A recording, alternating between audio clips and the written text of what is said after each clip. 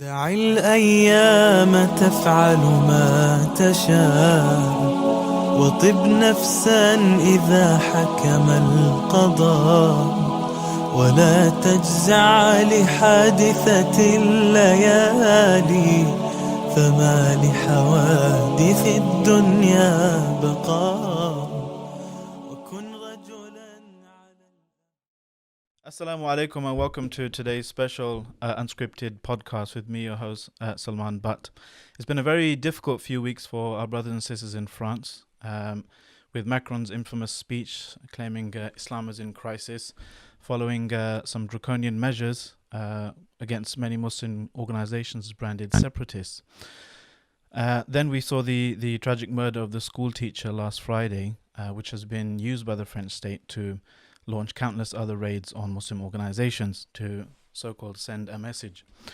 We have with us, very glad to have with us, Professor Tariq Ramadan, streaming all the way from France. Assalamu alaikum, Professor. Alaikum assalam wa rahmatullahi wa barakatuh. And we have Shaykh Yasir Qadhi as well, streaming all the way from Dallas. Is that correct, Shaykh? Assalamu Dallas, alaikum. Texas. Dallas, Assalamu Texas. Alaikum salam wa rahmatullahi wa barakatuh. So I'll start off with Professor Tariq Ramadan. You've been quite active on your social media feeds, commenting on recent events. However, it's mostly been in French, unfortunately, for us English-speaking audience. So I wanted to ask you exactly what is going on and what do you make of it? I think that if you look at what is happening now, it's not new, by the way. It's a very long process. It happened, it started a long time ago. And Yasir Qadhi is quite right when he's writing that to understand what is happening now, you have to go all the way to the colonization time, where you can get a sense of the way not only Muslims were perceived and Islam was perceived, but even the citizenship and the fact that they were the subject of the French society. So it's a very long process. Over the last few years, now we have, and it started with the cartoons with Charlie Hebdo and all the murders, and where every time what is happening is the far-right party is taking advantage. In fact, they may lose the elections, but they are winning as to the discourse. Now you have the normalization of the far-right discourse about Islam and Muslims in the name of laicity and the secular system. And then they are instrumentalizing this attacks and everything. The only reservation I would have with Yasir Qadhi's text is that he is saying that disenfranchised Muslims can support what happened, for example, with the murder of the professor. And this never happened. In fact, you don't have anyone now supporting this. In fact, it's unanimity that you get a consensus to condemn this. So it's one guy, 18 years old, who is doing this on his own, and they are calling him now a quickly radicalized guy, because it happened overnight. So he's completely isolated, and they are saying this is why he's so dangerous, because you can't know from where he's coming, what is happening. So I think that we have to be quite clear that the Muslim community is quite clear on this. We are condemning, and this should be clear. And you don't have even now anyone saying, that's right, and we are supporting him. So coming from the Muslim community, the position is clear. The leadership now is not always clear, but what you said as an introduction to our discussion is important, is that the government is using this to send message to the Muslim organizations. Now you have to be careful. Now you are under our radar, and we are now supervising and monitoring all what you are doing. Even the organizations that are, like CARE in the United States, supporting and defending the Muslim rights. Now these people are perceived as, not radicalized, but the means for radicalization, and even, organizations that are, for charity. This is what. And this is my point. For many years, I was saying what was happening in the States was not going to happen in Europe. And it's the opposite now, that what we are seeing now in Europe, it's this, on all the charities and just putting the Muslims in a situation where it's very difficult to speak out. This is what we are seeing now. Jazakallah khair. Sheikh Yasir Qadhi, what do you make of the recent events? I think Dr. Tariq Ramadan is referring to a post that I made on Facebook. And in that post, I basically said that it is impossible to understand this particular incident without looking at the broader socioeconomic and even historical background. Generally speaking, colonialist powers have very selective short-term memory. Generally speaking, superpowers pick and choose what facts to portray. And most of their own populations are blissfully, naively ignorant about the realities of what they themselves have done. And again, whenever you start speaking like this, you automatically have to face accusations of justification. You have to first and foremost clear yourself of that and say, no, nobody is supporting this particular vigilante act. At the same time, we need to contextualize that this act is not coming because somebody read a fatwa of 1,000 years ago. This act is not coming from a cleric who studies a book of classical fiqh and then studies the chapter of hukm al-murtad and hukm of blasphemy and sabb al-rasul and then comes and does it. No, this act is stemming from a deep-seated anger. Where does that anger come from? It is not justified to act upon it. Where does that anger come from? That is the question that needs to ask. And we've been there, done that. We've had the same conversations. I have been having the exact same conversations for the last 20 years since 9/11, trying to contextualize the movements out there, Al-Qaeda and ISIS and all of them, contextualize, not justify. Where do they come from? Why are these people so angry and bitter? What is the cause? And my position has always been the primary cause is not religion, it is political, it is socioeconomic. The primary cause why there is so much angst and animosity is not something that you have to be a Muslim or a Christian to understand. And in fact, I used to teach a class when I was a professor at Rhodes College called Jihad and Fundamentalism. And in that class, I would talk about, the grievances that these movements have. Every student fully understood them because they transcend religion. These grievances are political in nature. The religion comes in because from the perspective of these people, obviously religion and politics is melded together in their identity. But the cause is not religion. The cause is socioeconomic. And I think French society has to ask itself, what is it going to gain in the long run by ghettoizing an entire segment? Up to 10% of its population is of North African heritage. Firstly, where did they come from? Why are they there? It's not their fault they're there, right?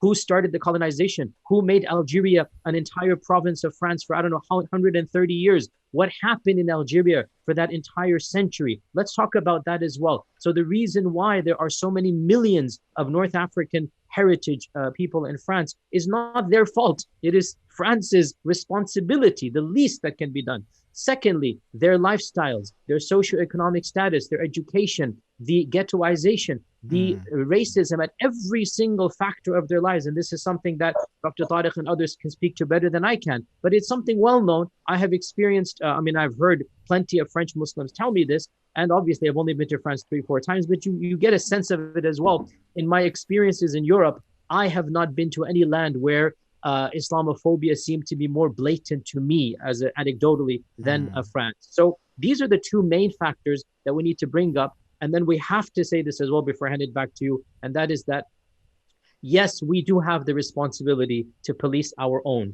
It is our responsibility to, at least in a way, not necessarily police the meaning of the word police, but at least to be aware that there might be some people that going down this type of path. And just like any community should be aware that we don't want any more problems or issues to happen, it is a part of our responsibility to make sure that if somebody is preaching views that we think are un-Islamic, that we think are extreme, yes, we are obliged to refute them in an academic manner, make sure that is corrected. And again, it's not my position to speak about how French Muslims are perceiving this, Dr. Tariq, that's yours and others. But let me just say, when I gave my post that I just gave last week, I got takfirs immediately by a few dozen people, right? So you're saying nobody sympathizes.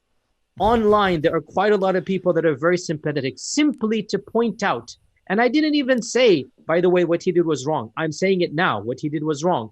But that wrong doesn't justify their reaction. I didn't even say it in the post.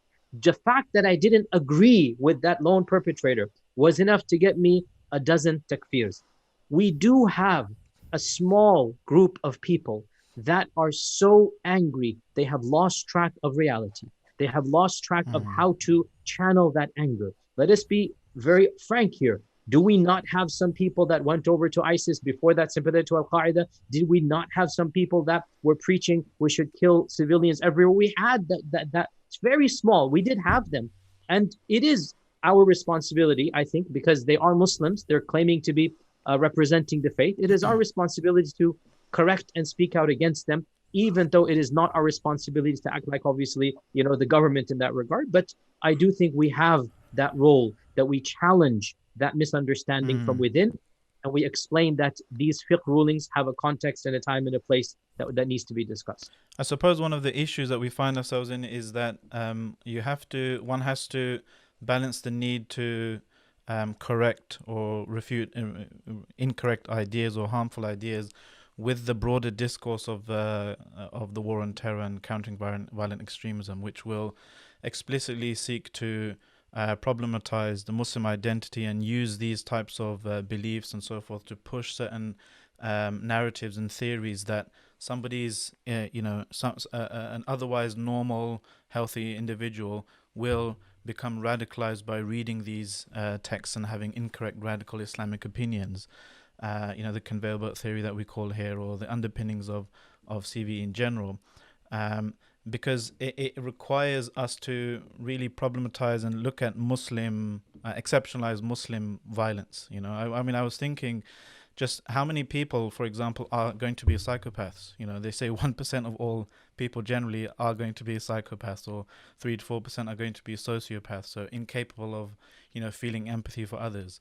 And if you have 5-6 million Muslims in France, regardless of what their Islamic opinions are on anything, you're looking at tens of thousands of Muslim psychopaths that you just expect, just if we, Muslims were to be proportionately representative, if I can say that. But the problem is, when these types of attacks happen, they do get spun more quickly through the war on terror narrative, and this narrative, this discourse, has seen this type of crackdown in France, but also things like concentration camps in China as well. On the topic of France, Professor Ramadan, I wanted to ask, you've spoken about and Shaykh Yasir Qadhi has spoken about the colonial legacy, right, and the history of the French in the Muslim world. How do French people view Muslims? How would you characterize that relationship? We've seen Marwan Mohammed, for example. I read the former leader of a CCIF, the advocacy group. He said that some French people have two colonial instincts. One is to dominate, and the other is to civilize. And these two instincts are still quite prevalent in the modern political discourse. The instinct to dominate is more far right, and the instinct to civilize is left wing. So, how do French people view Muslims? No, I think he's right, and I think we have to be quite clear about the fact that the perception today, it's very negative. 76% of the French people think that Islam is a problem, and that even that the secular laicite system is in danger today with the Muslim presence. So this means that they think of the Muslim presence as a danger to the unity of the Republic, which is the main reference and principle. And this perception, this negative perception, means that we have to do something about it, and we cannot just victimize ourselves and just say that's your fault. And this is why, relying on what Dr. Yasir Qadhi just said right now, and I think that this is essential for us, I would put this in 4 responsibilities and our duties when we are facing this situation. The first, as he said, and I think I have been repeating this for the last 30 years, you cannot deny the fact that there are misunderstandings and bad interpretation and wrong interpretations of Islam. And this is not new. It happened from the beginning. It's the same in Muslim majority countries and now in the West. And then when these interpretations are, promoted and pushing people to kill in the name of Islam, we have to be quite clear. And we have to speak from within as Muslims, saying that this is our responsibility to say that this is Islamic and this is not. This cannot be accepted, and this violence and targeting innocent people. And I said this not only in the West, by the way. I said even when we are dealing with some issues, for example, in Palestine, in Muslim majority countries, we have to be clear as to our position. This has to be, bit-ta'sil, meaning it should be rooted in our tradition, and we have to be quite clear about it. This is our religious, intellectual, political, and social responsibility. This is one. The second is really to be quite clear about the fact that when the people are simplifying the whole political perspective, we also have to be quite cautious with the fact that sometimes it's not even political, because many of this young guy there, with what they are doing, this has nothing to do with even a political understanding. It's much more emotional and psychological than political. And we have to be quite clear that as Western citizens, when we are talking of political issues, this is not political Islam. This is citizenship, active citizenship, talking to our own government, saying you can't do this. And I think that this is also essential, that as Muslims, we have to make clear that respecting the secular society or the Western societies means that as citizens, we have to be involved in the social, political discourse of our society and make clear that this is not to politicize Islam, is just to be a citizen in our society and to have the right to ask the right questions. To let Muslims have a seat at the table. Exactly. That's essential, because this is the very meaning of being a citizen. And my problem with some Muslim leaders is that they speak about this, but their behavior is not exactly understanding that, the fabric, the way it works from within. It's that they are in and speak from outside. And that's the problem. There is a third responsibility, which is essential. I'm sorry. As citizens and as Muslims, we have the right to ask all the questions that are necessary to know the truth. Because we know now that some of our brothers and sisters are instrumentalized by political trends, and sometimes not from within the community. Infiltrants are known in the United States as they are known now. So when, for example, someone is saying, I was in touch with this guy or the intelligence service, at least we have to ask all the questions. What is happening? Tell us the truth. We have to ask for independent inquiries to know what happened. It's true with what happened in the 11th of September, but it's true also with what is happening now. It's not to have, a conspiracy, theory. It's just to ask the question. We want to know in a transparent way what is happening. Because if you say that this is coming from us as Muslims, we have to do something about it. But if now these people, how come you are telling me that in one night someone became radicalized? How? By whom? What is happening? When he was dancing the day before, taking drugs, and you come to tell me this is Islam?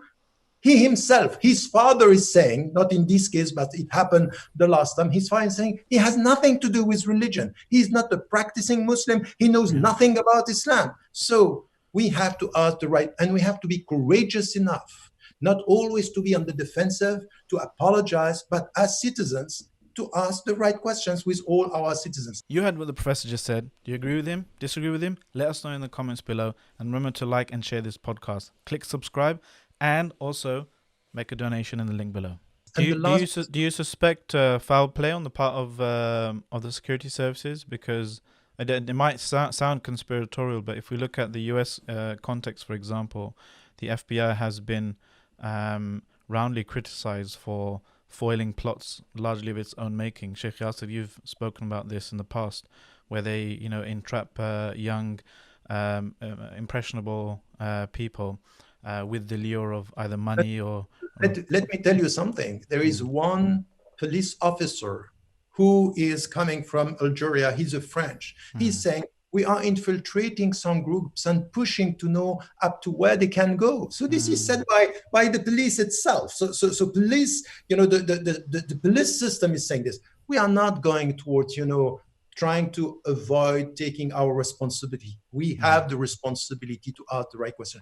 And my last responsibility as a Muslim, and if we understand that we are rahmatan lil alamin, we are mercy to the world, we have to be clear that today, even if France and the French people have a negative perception of Muslims and Islam, we have to make our presence a gift to the society. And to make it clear, if today you are targeting the Muslims and you are now targeting them and preventing them to be free, that they have limited freedom of expression, limited freedom of conscience, at the end of the day, all this will come back to you.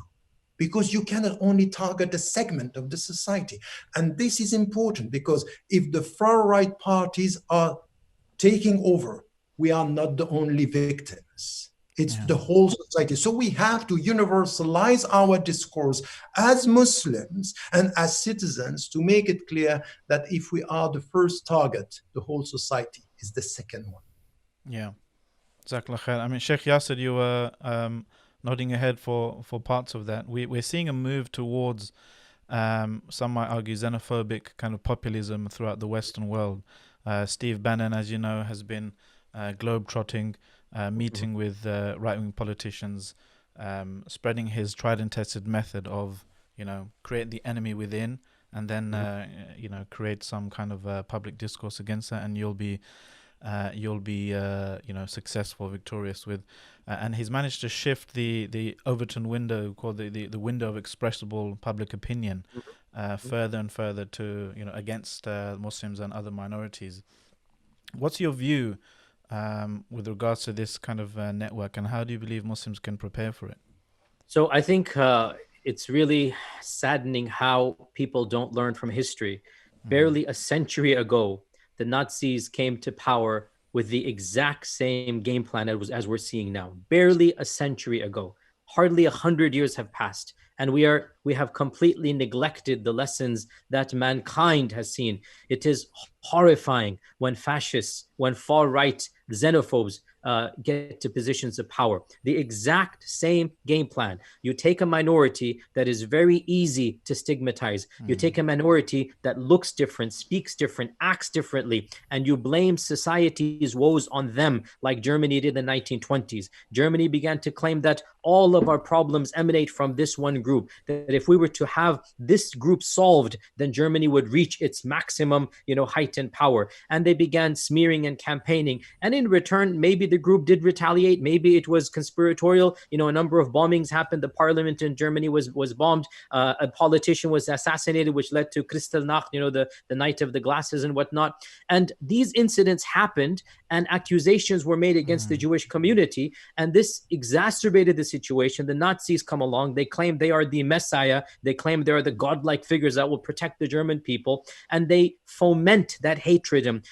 They foment that racism and xenophobia in order that they can then claim to be the knight in shining armor. You see, the knight in shining armor has to create the bogeyman, has to create the Frankenstein. So you create the Frankenstein so that you become Mr. Powerful, Mr. Messiah, Mr. Godlike figure that's going to swoop down and protect the people. We see it in Trump. We see it with Modi. We see it at Bolsonaro in Brazil. We see it now with Macron, the same mentality. These people don't care about their countries. They're willing to divide their countries in order to conquer their seats. That's the reality of what we're seeing. So what we're seeing here is the otherization of the Muslims of France, just like the Jews of Germany 100 years ago. I mean, subhanAllah, we all know that yesterday, or was it 2 days ago, they're going to broadcast the Charlie Hebdo cartoons on the national or on the building of the city. They're going to make it now so big. Can you imagine in America, the movement of Black Lives Matter. Can you imagine the KKK, A'udhu Billah, doing some type of nooses or maybe the N-word or something very vulgar and making a very public show about this and then saying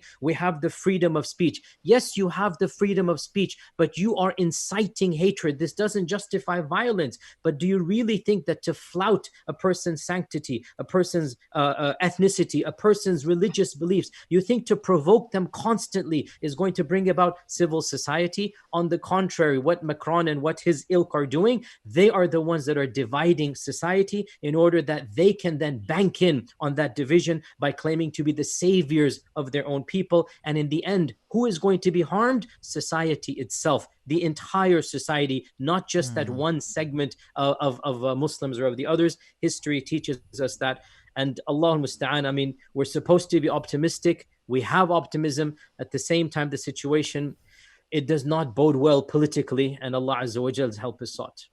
I get the feeling from listening to Muslims in France that they don't have platforms to articulate, to make use of the so-called free speech, equivalent to those who are attacking them and goading them on. And this leads to these kind of provocations. They lead to kind of cycles of violence. So someone might do or show a provocative cartoon, and naturally, if you show something that provocative, so maybe even not even a Muslim, just criticizing someone, insulting someone's mother, if you do that to 100 people, one of them might react violently, and that's more a case of their own personality and their own history and their mental state and so forth. So when somebody does react, then it goes into, defiance mode. Oh, we must provoke them even more. How dare they react? And then, people will more and more, reaction will be greater and greater. And that's why the French model of the Charlie Hebdo rather style has been regarded or described as punching down. It's privileged, usually white men who are criticizing and mocking Muslim women or African women or with these types of insults.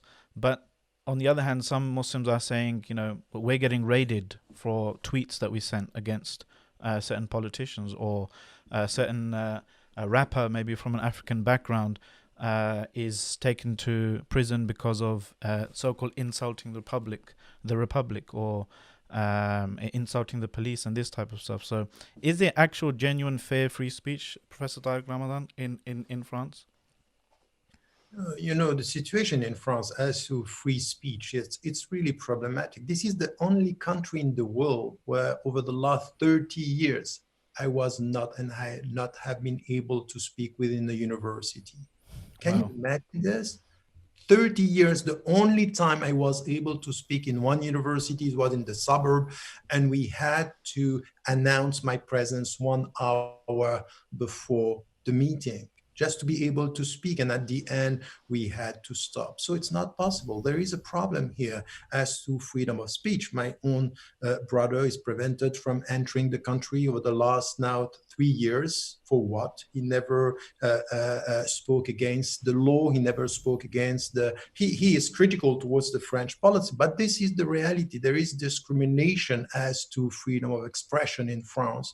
And add to this that all the platforms and all, the media and what we have now within the media is always the same people coming, and they are choosing who are the representative of Muslims. And by the way, this is the way everywhere in the West now, that they are choosing who has to speak for Muslims. And if you are not supporting the government and not speaking within not within the secular system, because I have been saying this for 30 years. We don't have a problem with the secular system, and the secular system is not against our freedom of religion, even only if you apply and understand the secular system as being equal for all the religion, and you let the Muslims and leave the Muslims choose for themselves. But now, when it comes to the reality of Muslims, the French government is asking the Moroccan embassy, the Algerian embassy, the Tunisian embassy, and even now the Emirati embassy. About what is this? Are we talking among French people, or are you talking to the embassy to talk to your own citizens? Because because they are still Muslims, or they are Muslims for you, they are still foreign citizens. There is a new now, subjects. a new object, or a new way of putting it, that if you are a citizen or you are not. Now you are a foreign citizen. So you are a citizen, but still, because you are Muslim, you are perceived as a foreigner. And I think that this is where, for us, now, yes, there is a big problem of freedom of expression, but still there is a space, and you have now leaders, women and men, who are now more and more visible. The only thing that we have now is that there is a lack. I have a sociologist, a Belgian sociologist, who told me once, you know what, I talked to the leaders within the Muslim community. I found many leaders, but I didn't find leadership. And I think he was right. So there is not a vision here. And we are completely divided, and not even supporting one another. It's as if they are targeting one organization. The other organizations are quiet. They don't talk. They are scared. And this is what is happening now with the politics in France, is now to send around a message. If you don't now follow our rule or speak the way we want you to speak, you are going to be targeted. And this is what is happening with all these organizations. And for us, once again, it's important to understand that we have to be clear. We abide by the law of the land and the country, and we want to be treated equally. And this, once again, means that we have to be courageous enough to say it, and even to support our sisters and our brothers when something is happening. You know that, for example, Yasir Qadhi spoke about what happened for two women. One was stabbed the day before yesterday.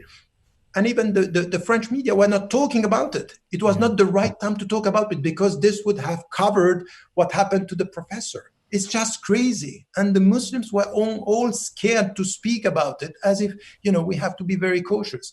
So if fear is around, there is no rational behavior here coming from the Muslim leaders. And this is missing today. Let me just add to that a little bit, that from what I've experienced, again, I was active teaching at a university. I'm no longer at that university, but I was active teaching for a decade. When Al-Qaeda was active, when they caught Osama bin Laden, when ISIS rose up and it died down. So I was in the academic sphere teaching undergraduates for an entire decade. What I discovered in that experience was that the bubble that our community has versus the other communities, those two bubbles are completely distinctly separate from one another. It is almost impossible for the average Westerner to understand the bubble that most of us are inhabiting. Likewise, it is almost impossible for us to fully comprehend how an average American, an average Frenchman is seeing all that is happening. What we need to do is to be brave enough to both sides calm down, and for a few hours or even longer than that, try to see the world from their perspective. The average American has no clue as to the grievances that the Muslim world had. Similarly, the average French person, I'm assuming, I haven't lived there, I'm assuming they're occupying a totally different paradigm, and they are believing what has been fed to them by their politicians, by Macron. So rather than get angry at the average guy on the street, it's not really his fault, he's been brainwashed. Rather than get angry at him, you need to understand that it's your responsibility to somehow break down, the narrative, to somehow make him reorient himself. And that's very, very difficult in 10 seconds or 10 minutes. It will require time. I've taught hundreds, if not thousands of students an entire semester. And I can tell you, Alhamdulillah, every single student that took any of my classes, by the time the class was over, they had a very different perception of the religion, of the politics, of the grievances than when they walked in. But that took an entire semester. That took deconstructing the world that they inhabit. And that's something that, unfortunately, to this day, I'm really surprised. Nobody has a half-hour video, for example, from the Islamic paradigm, trying to explain what is going on. Why are these radical movements there? why is there so much anger in a manner that might potentially crack the bubble that the average Westerner, the average, Frenchman or Englishman or, American finds himself in? That's on us to do. That's not on them to do. The politicians are doing what they're supposed to do. We expect Trump to be Trump, Macron to be Macron, Fulan to be Fulan. It's our responsibility to try to fight that with education. وَجَادِلْهُمْ بِالَّتِي هِيَ أَحْسَنُ. And I think that in that regard, there's still much that we can do. I mean, the otherizing of Islam and Muslims is not something new, is it? It's something that some have argued it has been central to Western Europe's depiction of itself, to define its borders vis-a-vis Islam, as the necessary other. Edward Said's Orientalism, go back to 1975. Edward Said's Orientalism. You cannot have an Occident without an Orient, right? Yeah. That by defining the other and by otherizing the other, you actually help define yourself, right? And that's something that, again, Edward Said book, but again, how few people even know that, right? The average Westerner has no clue about this entire narrative that, again, you need to have, actually every single semester in my classes, I would have a week where we read Edward Said's book, where we, saw depictions of Arabs and Muslims in the media so that they could see how easy it is to brainwash, how easy it is that they don't even realize how subtle the brainwashing is. It takes time, but it can be done. Are you then not, however, calling therefore to something that some people might regard as a dissolving of their very own identity and their own essence?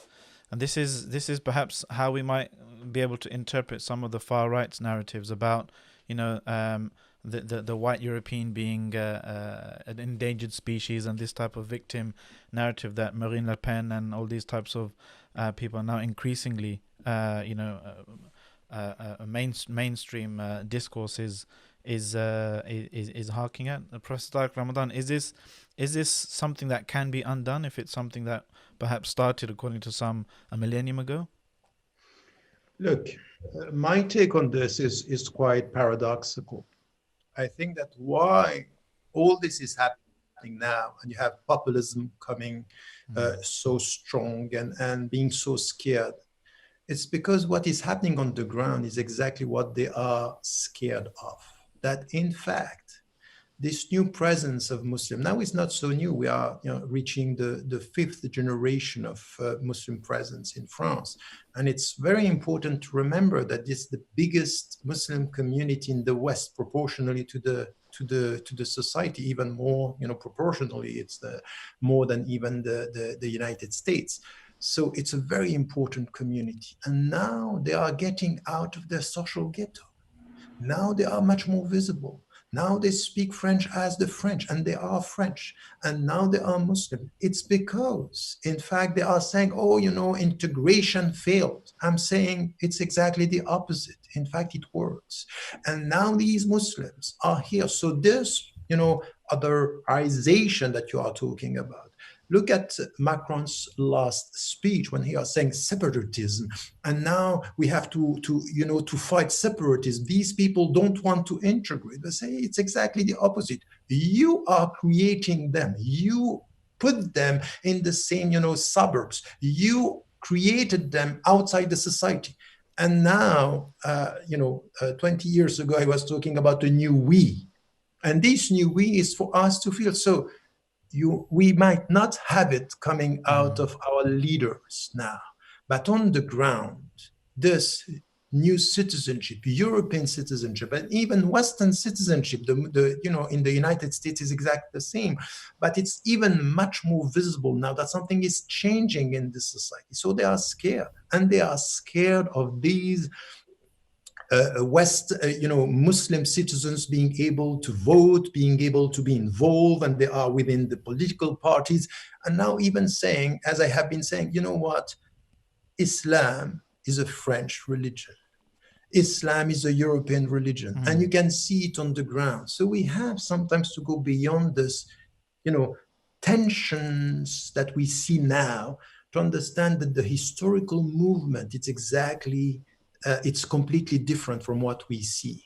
We tend to look at these tensions and not to understand. And this is why I'm quite optimistic. It's going to be difficult They want, and once again, I repeated this even when I was going to the States and going to Europe. They are not going to let you normalize your presence. You know why? Because there is one thing which is important for us as Muslims, and I repeat this statement. We have to normalize our presence without trivializing it. Meaning that what we need to get as Western Muslims and French Muslims is that be a gift for your society.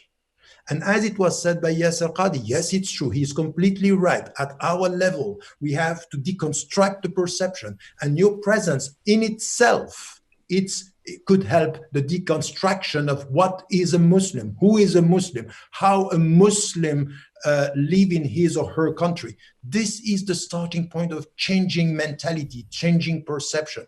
But let me tell you something. In fact, even though the media are strong and the political discourse is very negative, on the ground, something is happening. It's going to take time. And we have to look at it by saying to the Muslim and the Muslim citizens, build at the local level, change mentalities, teach your religion, share your principles, and serve the whole society. This is what we have to understand now, by understanding that the African proverb is right. You start sending stones on trees when the trees are bearing their fruits. That's exactly what's happening with the Muslims today. And we have to get it right, that this historical moment, we should not only take the negative out of it. We have to understand that something is happening on the ground, which is we are here and we are French Muslims, and we are French as much as you are French. But Professor Tariq, that might be maybe what Muslims are saying on the ground now. But what do you say to someone who's had their mosque closed down, or their Islamic charity being raided, or their Muslim school being closed down, who doesn't feel that they actually belong, and that the secularism or the laïcité in French society is not actually neutral at all, but rather it's just blind to its own religiosity. But it's just the imposition of one history, one set of values, one discourse instead of others. So the Muslims are, they might argue, progressing economically, socially, and so forth, in spite of secularism, not because of it. No, I think you are right. But as I said, it's not going to be easy. You have to fight for your rights. They are not going to give them to you in such a simple way. It's going to be to fight meanings just to be a citizen and to understand when they close your mosques, when they close your organizations, you have to struggle and ask. And we have now people in our societies in the West. Once again, it's in France, but it's everywhere. Lawyers, politicians, thinkers, intellectuals who understand that something is wrong in the whole process, in the way the laws are implemented, are applied to the people. There is a discriminatory work. So we have to struggle for our rights. It's not going to be easy. So you are right. Now, even what is said now about, practicing Muslim is almost radicalized Muslims today in many of the secular discourse that we have in France. So this is where, as I said, we have to understand that it's a very long process. It's going to take effort, to take time. We are going to go through very difficult times now because of the atmosphere. And what you said, Yasir Qadhi was talking about Macron and saying his, political project. You should remember that Macron came to power with a completely different discourse about Islam and laicity. He changed over the last 3 years, understanding now that if he wants to win the next election, this is the way he has to follow. That is what is happening now. It's a complete change in his political vision, understanding. It's through this conflict and by nurturing this, separatism and this clash with Islam and Muslims, and talking about security and talking about, the danger for our society, that he's going to win. So by promoting the far right parties, he's putting the far right parties as the only party against him, and he's going to win because they are demonizing the far right party, but normalizing its discourse. This is exactly what is happening. Demonize the party, normalize its discourse, and win over the next election. So we have to be quite aware of the whole process now, and be part of the society. And once again, I don't deny, and I'm completely aware of what is happening for, Muslim organizations. But once again, it has to do with our rights, our struggle for our rights, and let it, we have to put it that way. Understanding Islam the right way, and be courageous enough as citizens to speak the truth to power, and to the way the secular system should work. There is a separation of power that they have to respect, and not to use the law for the sake of political or ideological objectives. Sheikh Yasir, you were nodding your head there. You agree? So I'm not going to speak directly to the French context because, again, I think we need to point out, no doubt, Western Muslims share quite a lot in common vis-a-vis Muslims in Muslim majority lands. But still, every single Western country has its minor details, nuances, pros and cons. So I think one of the biggest pros for the French Muslims is simply their quantity. There is no other country in the Western lands that has a higher percentage of Muslims than France. So you have almost 10%, I think, Muslims. So that is something that is very different. We in America, we are less than 1%, less than 1%. Obviously, our demographics, our socioeconomic status, very different as well. So and also we have different constitutions. So again, we don't have the exact same type of problems that France does. We really, by and large, the First Amendment does give us a lot more freedoms to say things and do things. And it's only a very small group of people that have actually been caught for speech. And there are those that are, trying to justify violent actions, which is a gray area, is being discussed in the court. So I can only comment to the fact that every single country, its Muslims has to see its leadership. Its Muslims have to see what they're going to do best. And I think I have to reiterate a fact that has gotten me into a lot of trouble at the same time. But it is something that I'm very adamant that every single land has its scholars.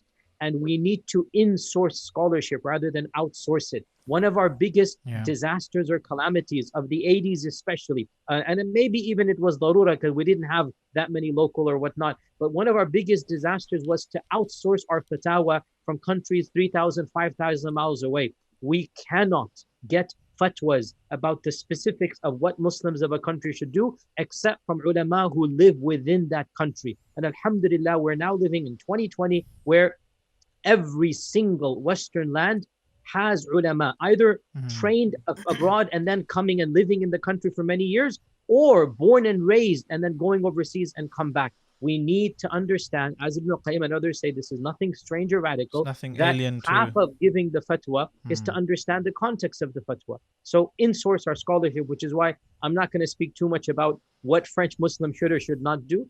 Generally speaking, Western Islam needs to understand what are its goals, what is its position, what is it planned to do, what are its visions about its identity, where does it see itself 20, 50, 100 years, down the line, and then work its way through that vision, inshallah ta'ala. Heard what Shaykh Yasir Qadhi just said? Agree with him? Disagree with him? Refute him in the comments below. Don't worry, he's expecting it. If I may say something, Yasir, which is, I think, very important what you said right now, that it has to do with every single country should rely on its ulama, and that's very true. At the same time, what is also necessary is that we need to have more dialogue and exchanges and discussion between leaders and leadership among the Western countries. That's essential because let me tell you something. It's very important for the French people for the French Muslims to understand that what they are experiencing is not the West, is something which is specific to their country and the way they are treated.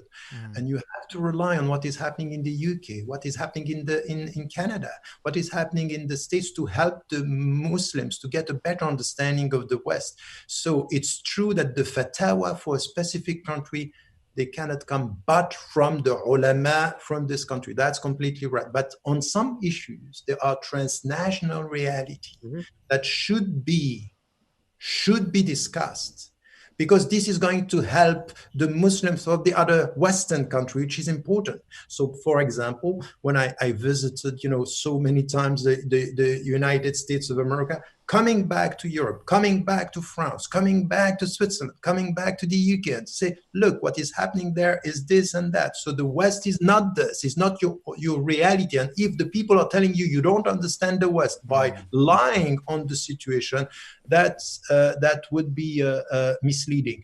And more than that, there are some fatwa that are very local or national, and there are fatwa that are continental, and that we need also to understand that is coming out of our discussion. It's true at the European level, and it started also with the Fiqh Council and some of the scholars coming from the States dealing with Muslims in Europe and understanding that these are realities that we have to discuss. So we need to get this right, because this, overall understanding of the West and what is happening in the West will help all the Western Muslims. So we need to get the two levels. Just off the back of that, some people have said that what's happening in France right now is kind of like an experiment for states to see how much they can actually get away with. Do you think that this can be used as a model and replicated elsewhere if we're not careful? And if so, what can we do to stop that happening? Look, my take on this, over the last 30 years and more than that even, my hope was that what was happening in France, we could have an impact on what is happening in France by relying on the European level. But, in other countries, things were quite different. My take now is just the French society is very influential at the European level, to the point that it's the opposite. It's not the European countries influencing France. It's France now spreading around this fear, this suspicion that Islam is a problem. So now we have it throughout Europe, and even, of course, we know what is happening now in the United States. So yes, there is something which is like an experiment, that now the discourse that we have in France, the populist party that we have, which is now leading the discourse, not leading, the political competition, but leading. So in fact, they can lose the election, but win the argument. Exactly. So this is what is happening now.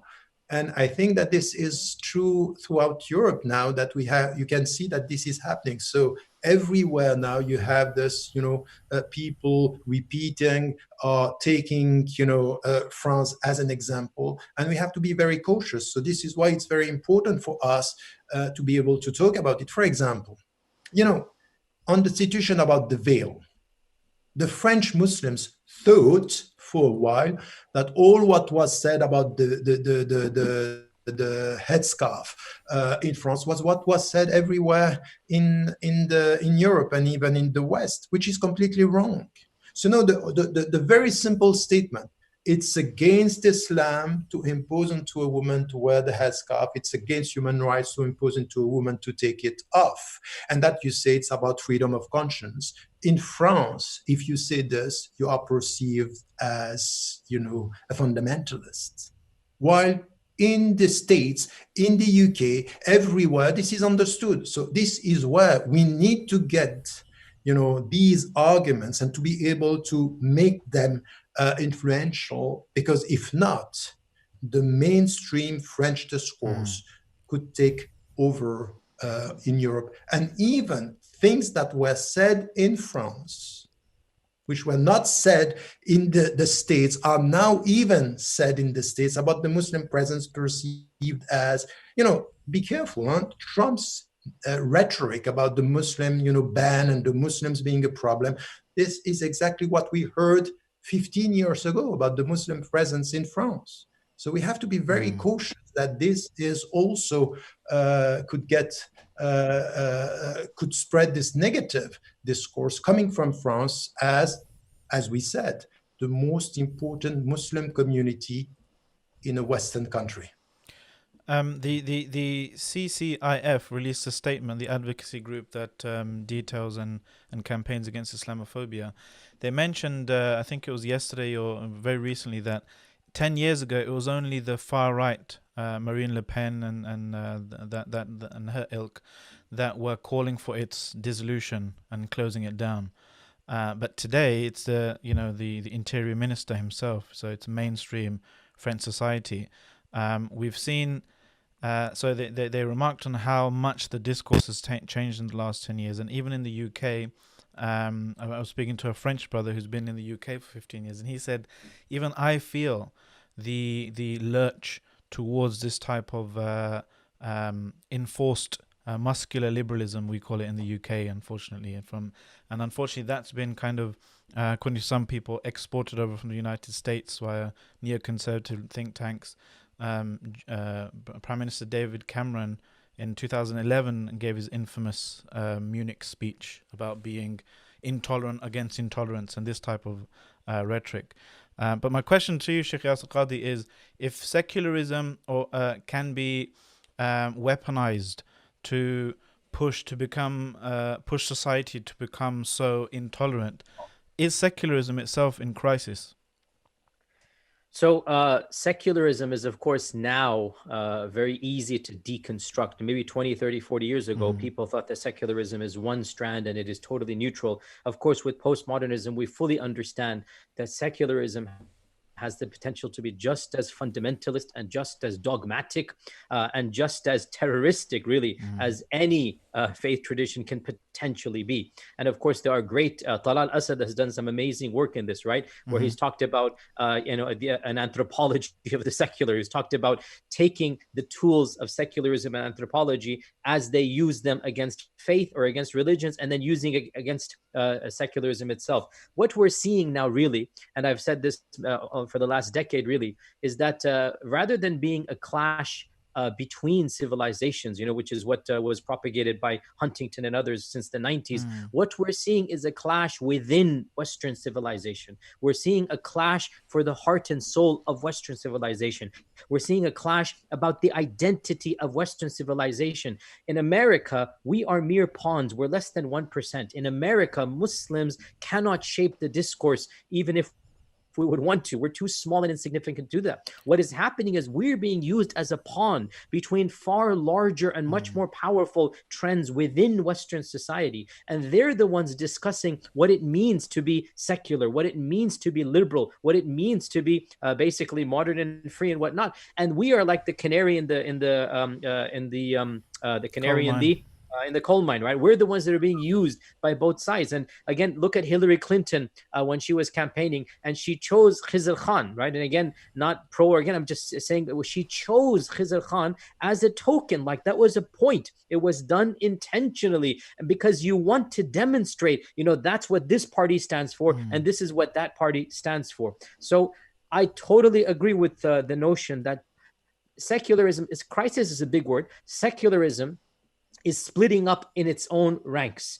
And the future of secularism is going to go different paths. So the French version of secularism is going one path. The Canadian version, the New Zealand version, the maybe Australian to a lesser degree is another path. America is still vacillating, which way it's going to go. We're seeing different madhabs of secularism, and the future is something only Allah subhanahu wa ta'ala knows. We have to try our best to influence the discourse, and we haven't even begun in our own internal conversations about the realities of balancing our loyalties to our faith with our loyalties to our country, which is a very difficult conversation that needs to happen at some point in time. And I've said this in the American context. I know I'm not going to say this in the European. In the American context, I have said nationally on stage, the YouTube videos are there, and I have no problem saying this in the American context.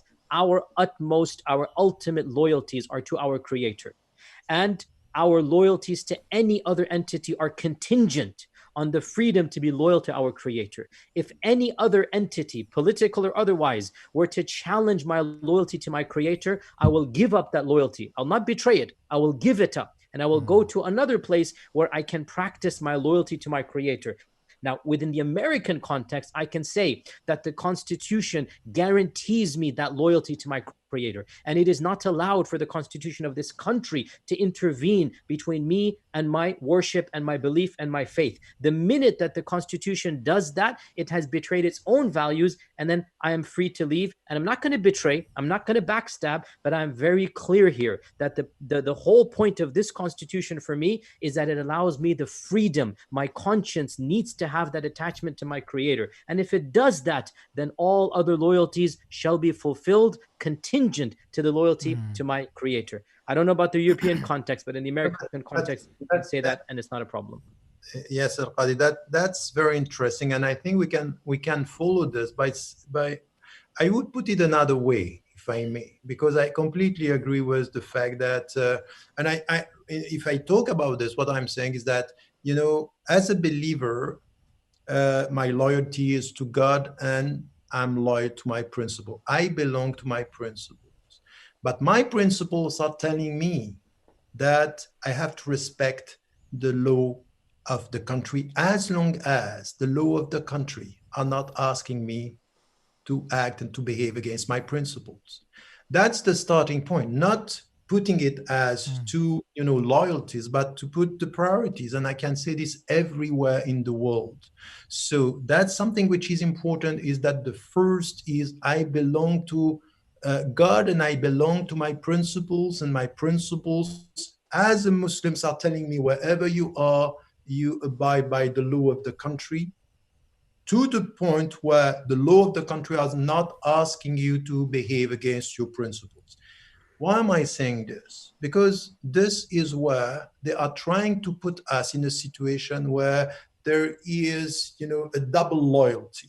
So, or a conflict of loyalty because between your loyalty to God and Islam and your loyalty to your country. And I think that this should be put clearly, that this is not, you know, when I was asked about, oh, you are following the Sharia and the Sharia is against the law of the Republic. You say, no, my loyalty to Sharia is telling me respect the law of the land. And this is what is important, as long as you are not asking me to behave against the principles. So if you prevent me from praying, I'm not going to accept. If now there are secondary issues, I have to look at fiqh and to understand what are the priorities. Fiqh al-awlawiyat and fiqh al-mu'amalat, this is something which is essential in the way we deal with the society. And I think that this discourse should be quite clear as Muslims, and the Muslim scholars and the ulama and the shuyukh and the imma in their country should be quite clear. We are not talking here today about a conflict of loyalty. There are priorities, and the priorities that we have as Muslims are quite clear on the fact that you respect the land of the country. Except Small pushback, Dr. Tariq. I don't disagree with what you're saying, but the caveats and the devil's in the details, as they say, right? You're saying we have to respect the law of the land. And I don't like this terminology. Personally, I was saying to abide by the Yeah, okay. So then we have to be careful here, right? The law of the land. الالتزام ليست الاحترام. الاحترام is something which is okay. So let's make sure that is clear to our viewers as well, okay? Because I don't have to respect the law. I do have to abide by it. Yes, exactly. And I have the right as well to challenge within the mechanisms if I'm able to work to change it. I have the right to work to change it. And again, I speak in the American context. I have the right to criticize the law. I don't know about the European context, right? But as the American context, and by the way, in my case, the example that I found works very well with those that are sympathetic to the far right is the issue of abortion, right? This is a very good example because over 35% of Americans strongly disapprove of abortion. And yet it is the law of the land. And the Supreme Court has basically passed it, Roe versus Wade, everything. And most of those who are against abortion are also a little bit Islamophobic, okay? So you ask them point blank, and you know the stereotype I'm talking about. You ask them point blank, you are following your Christian Sharia against the law of the land, okay? You are prioritizing the Christian Sharia and thinking that your law of God is more correct than the law of the land. Does that make you any less American? Now, where do you become, illegal or whatnot? When you shoot the abortion doctor. You can preach against the abortion doctor. You cannot like the abortion doctor. You can preach against abortion. All of this is protected by our Constitution. But the minute you raise a gun and you shoot the abortion doctor, which has happened in America multiple times, right? That's when you're doing something illegal. So we have to explain to the other why we have the right to do exactly what they are doing. I do not have to respect the laws of the land. I have to abide, agreed. But I can criticize, I can hate it, I can try to change it. All of this is something I will do as a Muslim. Yes, I completely agree with this. And this is what I meant, to abide by the law of the country. But there is also something that we have to add here, is that when the law is saying that you can do, they are not obliging you to do it. So this is also the space that's very important, because many of the people who are talking about abortion, yes, it's legal and accepted by the law, but you're not obliged to do it. It's exactly the same with alcohol. It's the same. So there is here a latitude for you to decide what you can do and what you can't do within the limits of the law. Agreed. So, side of the law, we also have to understand, and this is why, because al-mu'amalat in Islam, it's this space, it's very important to know what you can do within the limits of the law. So to abide by the law doesn't mean that you are doing all what is permitted for others to do. And I would say something else, which I think it's important in the discussion about secularism and what you just said. We can talk about who is in crisis, because you know that Macron was saying Islam is in crisis. Now you have some scholars saying, no, secularism is in crisis. So it's between, your crisis, our crisis. That's another discussion. Now it's clear, and it should be clear for us, that by living in Western countries, you in the United States of America and us in Europe, it's important within our society to know and to determine and to identify who are the people for whom our presence is a problem. Now, it's not only secularists. Yes, they are here. Some of the, fundamentalist secularists, they have a problem, not only with Muslims, they have a problem with religion. So we have to know that something is going to come from there. We need to know that far-right parties and populists are going to target us. But not only. We have to be clear on this. Many of the people who are also targeting us as Western citizens are also, governments, foreign governments, who understand that by being Western citizens and Muslim at the same time, our voice as to their policy in the Middle East or in the southern countries is going to be a problem. So the more we are demonized in our country, the best it is for them. We need to get this right, because some of these people are very influential everywhere. So we should not be naive. Our enemies are not only the secularists or the secular fundamentalists. No. It's also people who have an agenda with our presence. And add to this, that our voice as citizens, when I'm saying this, I'm not only supporting the Palestinians, I'm supporting all the persecuted and all the victims of dictatorships everywhere. But you need to get this right. If you are making your presence, that you are on the side of the victims in China or in India or in the Middle East or in Palestine, some of the political forces are going to target you. So we need to get this right, because this is to help our brothers and sisters. Don't be naive. It's not about secular society only. It's about the relationship, the North and South relationship. And this is my take on this. I'm sorry. I am a Muslim, and I'm Muslim European citizen coming from somewhere. I'm coming from somewhere, and my parents were immigrants coming from a dictatorship. I would never, in the name of my citizenship, share with my fellow citizens and my fellow Muslims, keep quiet about what is happening around the world. And know that your dignity as an American Muslim, as a European Muslim, is to speak for the victims, to speak for the oppressed, whoever they are, by the way, not only the Muslims. But it's not because you are a Muslim and you want to be integrated within the political spectrum that you have to keep quiet about what is happening to Muslims in Muslim majority countries. That's not acceptable. So I would say that here we also have to understand that our crisis is not, or our enemies, or the people who don't like us are not only these people that we know, populists and secular. We have, there is an international agenda here where as Muslims and as Western Muslims, our, وَمَا أَرْسَلْنَاكَ إِلَّا رَحْمَةً لِلْعَالَمِينَ رَحْمَةً لِلْعَالَمِينَ. This mercy for the worlds is be the voice of good and the voice of justice for every single human being, Muslim or non-Muslim, here or there. And I would say that sometimes I'm quite sad to see that some Muslims, in order to be accepted, even by the populist, accept even at the same time to be quiet about injustices around the world. And I don't think that this is right. This is not the gift that we should be and we should provide the West with. So totally agreed. And therefore, to finish this point before we move to the next question, Muslims need to understand our ultimate goal in this world is not the acceptance of the other.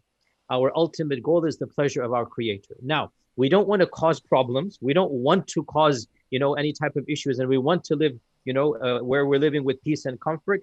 But it should never happen by infringing or by giving up that which I consider to be sacred, my worship of Allah, my morality, my values.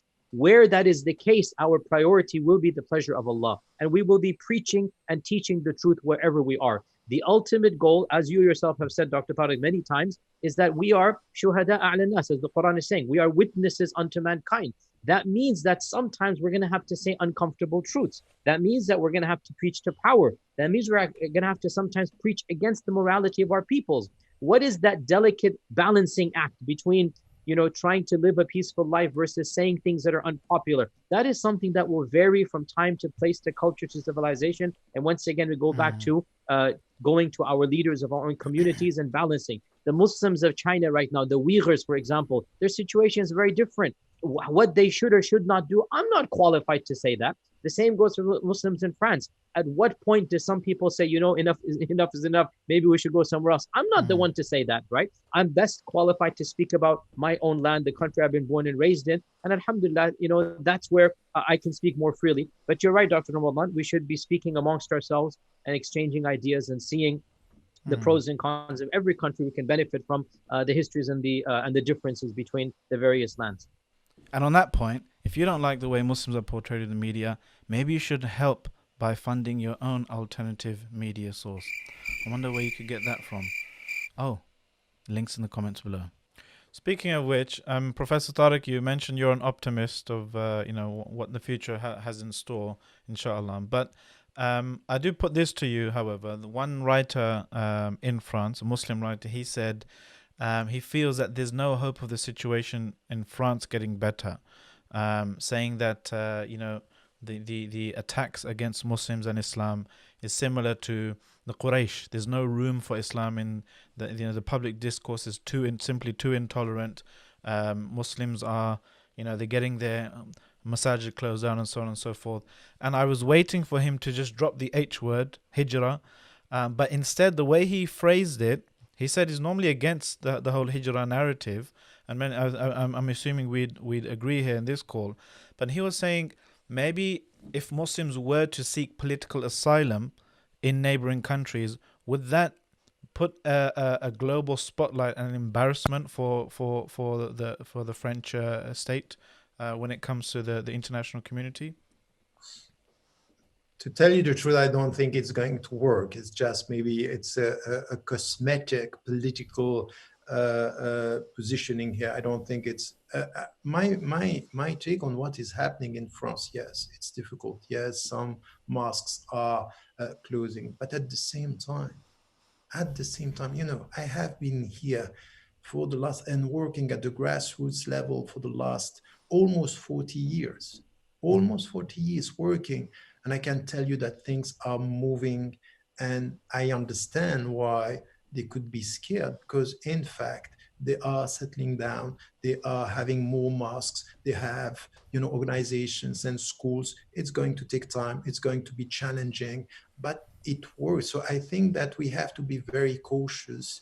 At the end of the day, they are citizens, they are going to vote, and they are much more visible everywhere. 10 years ago, you didn't have all these journalists coming from, North African countries and African countries. Now they are here.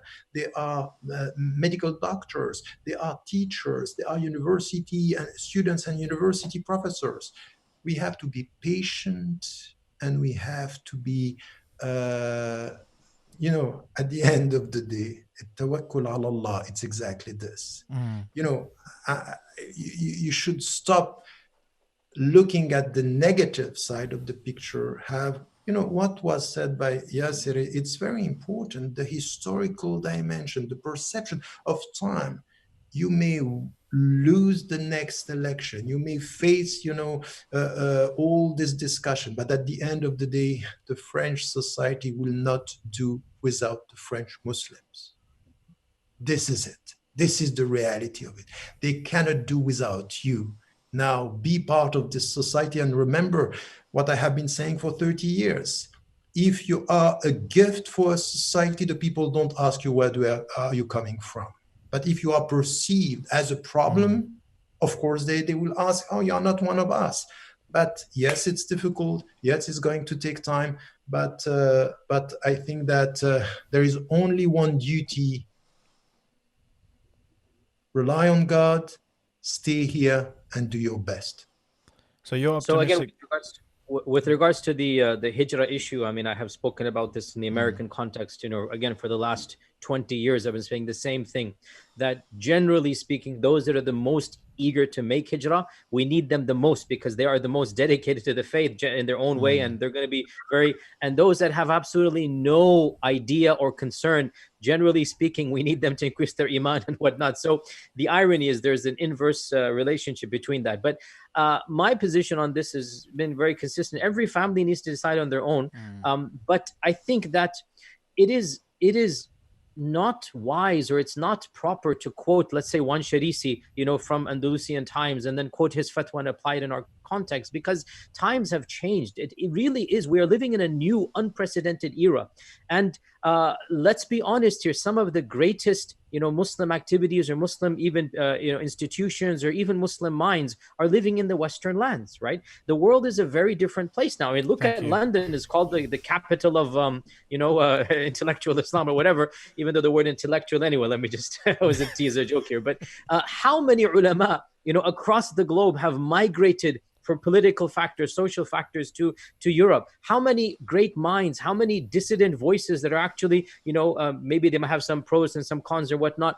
So this notion of this clear demarcation between Dar al-Islam versus the other Dar, we have to rethink through that issue these days. And I'm not the only one saying this. So many great ulama, Dr. Akram Nadawi, and so many ulama of the, Europe and America are saying this simplistic categorization, that binary categorization that might have been valid 500 years ago, it is no longer valid right now. And there are pros and cons everywhere in the world.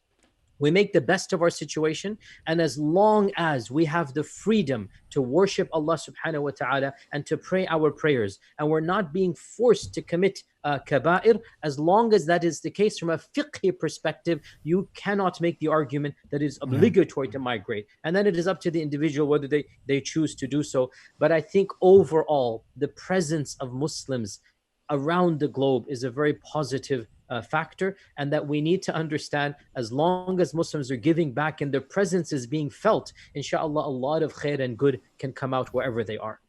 Yeah, just one point that I wanted to make, because I have been, once again, I wrote about this when I started to look at the situation of Muslims in Europe by writing about to be a European Muslim. But I think that it's not, this binary vision. I agree. And I said this binary vision has nothing to do with the reality of the world. It's not only that we have to go beyond, we have now to understand that we have to go against it, because it's wrong. all the qualification, Daraqutni and all the ulama who are talking about what are the qualities and the characteristic of Dar al-Islam and Dar al-Harb. This was discussed by scholars. We have great scholars talking about this. For me today, what we have to understand that even for you and for me, sometimes it's easier to be to worship and to be a practicing Muslims. It's easier in Western countries than in Muslim majority countries. 90% of what I'm saying in the West would be impossible for me to say it in Muslim majority country and my country and over in Egypt. This is why I'm here, by the way. So for me, the world today is the abode and dar is-shahada. Wherever you are as a Muslim, bear witness to the message of Islam. Even in Muslim majority countries, you know why? Because today, even some of our governments in Muslim majority countries are promoting Islamophobia. Islamophobic discourse is the reality of it. It's coming in Muslim majority countries. So the fact that we are talking about Dar al-Islam, Dar al-Harb, this is not only today wrong from, and by the way, it's not coming from the scriptural sources, not coming from the Quran with Sunnah, it's coming from a perception, an understanding of the way the world was organized. Now we have to say this is wrong and we have to change it. So wherever you are, when you can say La ilaha illallah, you are at home.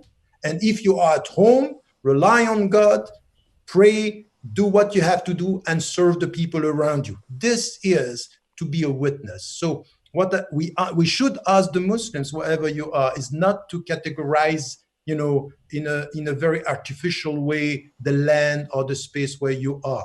It's just wherever you are now is to change your perception and stop having your body in one country and your heart in another one. Because at the end of the day, if you say La ilaha illallah and you pray, your first duty is to gather your heart and body and to pray where you are and to serve where you are and to serve this human brotherhood that is essential to our understanding. So I would say that our qualification of the world, our perception of the world is the starting point of the way we have to deal with al-mu'amalat in our societies, the way we understand this, how do we serve, how do we promote this.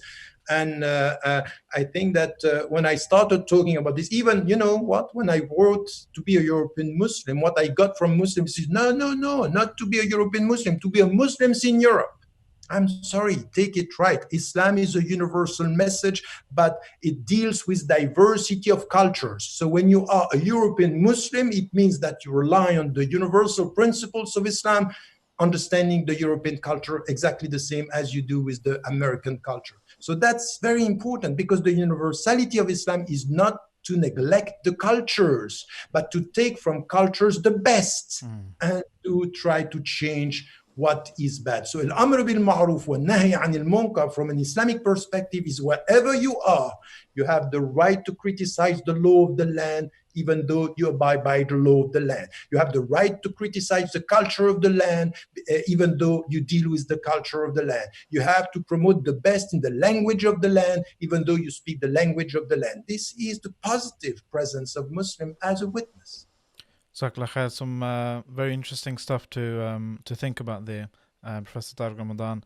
I'm aware that you've both given us a lot of your time very generously, but I have just one question for Shaykh Yasir Qadhi. I couldn't end this episode without asking you, what's the mood on the ground with regards to the presidential election over there in the US? I don't know if there can be a unified mood. Depression. It's like I saw a picture of some Muslims kind of making dua for Trump. This is the Muslims for Trump is just a token 5-10 people. This is very, very few people.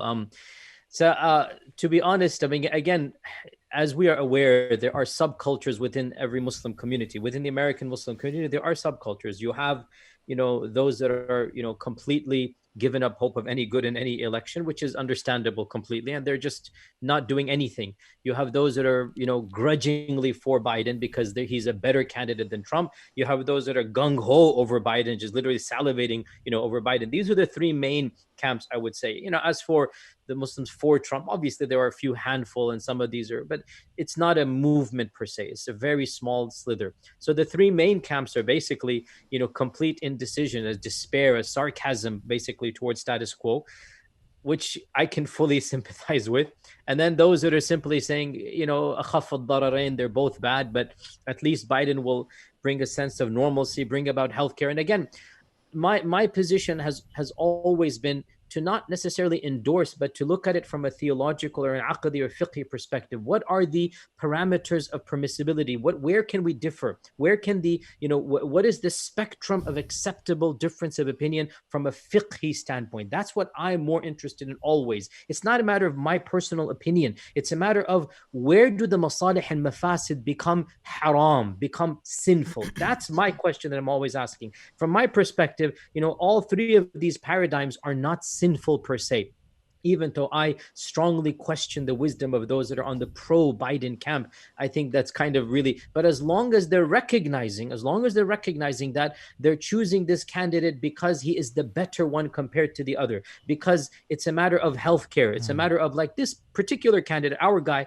has created a hysteria, has created hysteria for the far right, has created a pandemic, exacerbated the pandemic situation. Over 250,000 people have lost their lives because of his incompetence, because he has flouted every norm imaginable. That is a factor. My pet peeve when it comes to our Muslim brethren is that for many of these candidates, they simply cannot see beyond Palestine or beyond certain issues. And of course, it is a factor. But how about our healthcare? Is that not also a factor? How about the fact that this particular person right now has quite literally created this sense of arrogance towards the virus, and has directly from his recklessness, his attitude, his lack of supporting, virus research, so many things. If we had a more sensible candidate, if Allah had willed this, we would have had, far less deaths in the community. Now, my point to our Muslim brothers and sisters is that let's make a long list of the factors that are important to us, and definitely let's include Palestine. Definitely let's include, LGBT and morality issues. But let's also include on that list me and my children and how we're living in this country, right? The crime issues, the criminalization, where my tax dollars are spent. Isn't this of concern to me when 20% of my income goes to this country and goes to the taxes of this country? Shouldn't I also be concerned about the way that of course, I'm going into a different tangent here, but the entire mess of the penal system here, of the prison system, right? The for-profit prison system. This is a huge issue. Why should I not be concerned when my tax dollars are being discriminately used against one ethnicity? The African Americans, and others are getting a free pass over here. So it does irritate me that for many of our especially practicing brethren, there's only 2 or 3 issues that are on the table and everything else is ignored. And my humble, pushback is, look, let's keep those issues on the table. I'm not saying ignore them, but let's also add other things to the list. Me personally, I consider myself to be between camp 1 and 2, right? So I understand the cynicism, but at the same time, the cynicism is not going to get us anywhere, right? I sympathize with that cynicism, but simply discarding everybody out there, you're correct in all of your criticisms, but what have you accomplished? Okay, I agree with the cynicism, but where does that get you? How does that benefit me and my children, or you and your children living in this land? So, Allah musta'an, we don't have good options on the table, and it really is a matter of just choosing the best of all the evil out there. And those that genuinely, sincerely choose to not participate in the system, I understand, and I don't fault them at all. I understand that as well. But my only caveat, you yourselves, when you stay away from the system, don't fault those who want to be a part of it by choosing the lesser of the 2 evils. That's my message to that group there. Jazakallah khair for your message and for inadvertently revealing which tax bracket you fall into. Professor Tariq Ramadan, you're a global kind of person, mashallah. What do you think, in your just a few words, which candidate as president would serve the maslahah of the greater world, do you think? I can't respond in 2 minutes about this because my position is quite complex about our involvement in politics in the West today. I have a problem. I understand exactly, what Yasir just said. I understand these positions, and these positions are there. I should tell you, I would have a problem to support Biden with all what I know about him and what he did and the way he was dealing. Now, what was said by Yasir is so important. You need to deal with domestic issues. You need to deal with racism in the United States of America, with the prison system, with discrimination, health system, and all this. That's very true. But I would tell you that my position more and more in the West is to tell the citizens, not only the Muslims, is just be careful with, presidential elections when the people are making you think, push you to think that this is where the big political decisions are taken. It might be that if you want to take over power, this could be the perception and the perspective. But I would say you have to be much more involved socially and politically at the local level, in the domestic issues at your level. And this is where you have to be a citizen, because this is much more a comedy, a kind of a drama, and you think that you are promoting or trying or helping to decide who is going to be the president. Now, I would say that the true decision and the true impact that you can have, it's at the local level. So put it the other way around. Try to be involved at the local level, and sometimes silence at the national level could be wiser. So once again, I understand those who want to vote, but I completely understand that people say that's not going to change anything. Let us focus at the local level, do our best in the political system, and being very much involved in all the domestic issues that are so essential. It could be Black Lives Matter. It could be the prison system. It could be the healthcare at the local level. So I'm not very much. I'm not so happy with the national elections. By the way, I have to say there before this, because so Dr. I completely agree with you. On a personal level, I will not be getting involved with my own voice in this, because I agree with you. But my main question is the parameters within the community. I always think for others, not necessarily for me. But you're absolutely right. I mean, it's a show in the end of the day. It's not going to change that much. But still, some people should get involved, even if it's not me or you. I agree. One brother coined the term "lesser of two idiots." So that's maybe that's where we've come in the presidential race. It certainly seems that way when you look at some of these debates going on. But yeah, Jazakumullah khairan. I know I've taken a lot of your time and taken liberties with your time, but I'm really appreciative of that.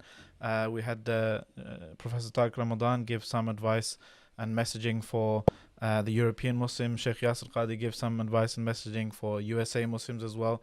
And we have myself now giving advice to Muslims all over the world.